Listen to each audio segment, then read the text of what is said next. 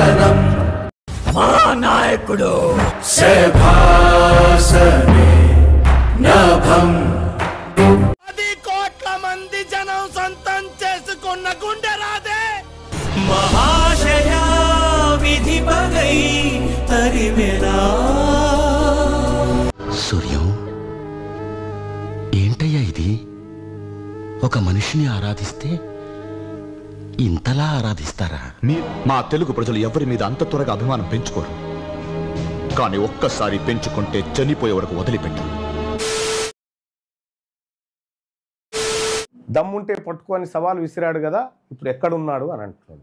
చాలా మంది ఆయన కూడా చాలా పెద్ద పెద్ద స్టేట్మెంట్ ఇచ్చారు. ఒక దమ్ముంటే పోలీసు వాళ్ళు పట్టుకోని చెప్పి ఎక్కడ ఉన్నారు ఇప్పుడు అని ఎమ్మడే రవి. ఐబొమ్మ రవి వాళ్ళ భార్య పట్టియకపోతే కనీసం మీ ఆల్సేషన్ కుక్కలన్నా ఆయన వాసన పసిగట్టేటియా.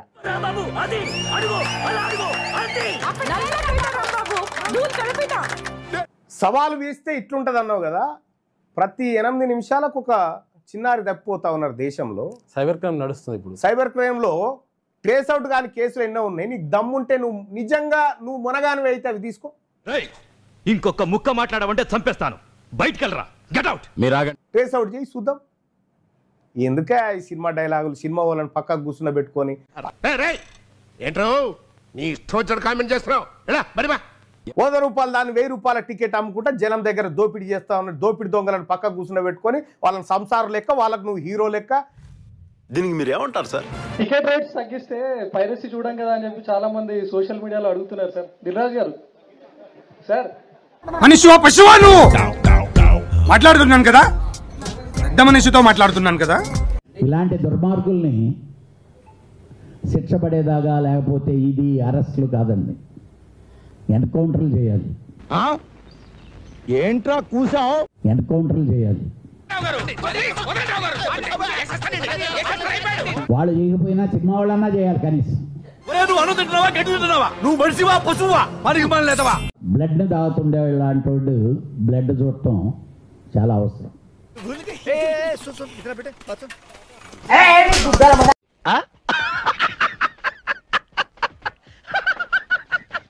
పైరసీ రూపంలో నా కొడుకు సినిమా కూడా అటర్ ఫ్లాప్ అయిందని చెప్పేసి చిరంజీవి గారు మాట్లాడుతున్నారు. నిజంగా దిల్ రాజు గారి గేమ్ చేంజర్ దగ్గర నుంచి బారిన పడి చాలా పెను నష్టం జరిగింది. పైరసీ రూపంలో కదా, అసలు అది బాగలేదు. నవ్వు ఆపుకుంటున్నావు కదరా? నేను జన్నుని చెబుతున్నా, అది అస్సలుగా బాగలేదు. ఒక మీడియా అన్న అడుగుతుంటే సమాధానం చెప్పకుండా ఎందుకు పోయారు? టికెట్ రేట్స్ తగ్గిస్తే పైరసీ చూడం కదా అని చెప్పి చాలా మంది సోషల్ మీడియాలో అడుగుతున్నారు సార్. దిల్రాజ్ గారు సార్, ఇదిగో ఏమే, నువ్వు ఎంత గింజుకున్నా నా దందా స్టైల్ ఇంతే. దిల్ రాజు గారి గేమ్ చేంజర్ దగ్గర నుంచి బారిన పడి చాలా పెను నష్టం జరిగింది. ఆయన పెద్ద గూండా, పెద్ద రౌడీ, పెద్ద లుచ్చా, పెద్ద లఫంగి.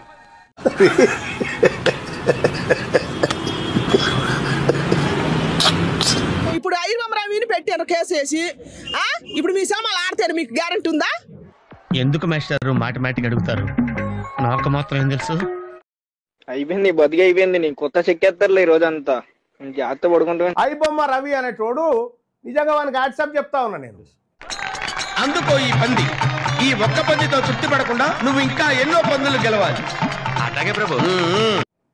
వాడు మొగోడు, నిజంగా దమ్మున్నోడు. మొన్నటి నుంచి చూస్తున్నాను, ఆడు మగాడు మగాడని ఒకటేనా సార్? ఆడు మగాడైతే మేము మాడగలవా? అసలు ఐబొమ్మ రవి వాళ్ళ భార్య, అయ్యా మావోడికి ఇవి చేస్తాడయా, మీరు సన్నాసులు, మీకు దొరకడు కానీ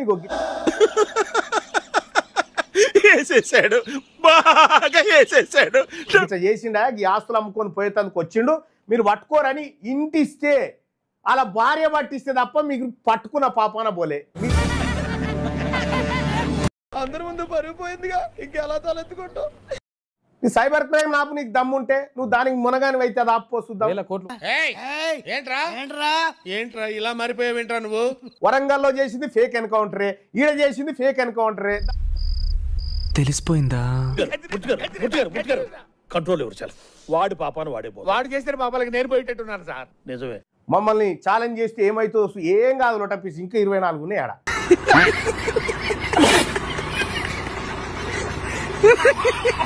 ఏసి ఎవరు తీయమన్నాడా నువ్వు 200-300 కోట్ల రెమ్యునరేషన్ ఎవరు ఇవ్వమన్నారా మిమ్మల్ని? అంటే అది రే రామ్ ఎంత ఉంటుందా పాప్కార్న్ సినిమా టాకీస్ పోతే 200-300? ఎందుకు నుంచోనా? ఎందుకన్నా ఓ పద్ధతిగా ఉండదు నుంచోనా?